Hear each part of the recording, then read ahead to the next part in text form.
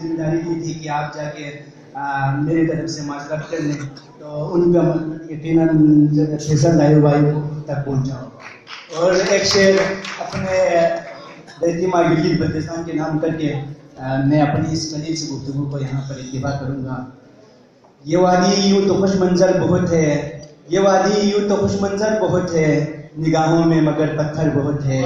पहाड़ी सिलसिले चारों तरफ और बीच में हम हैं, पहाड़ी सिलसिले चारों तरफ और बीच में हम हैं, मिसाल गुहारे नायाब हम पत्थर में रहते हैं। बहुत बहुत शुक्रिया।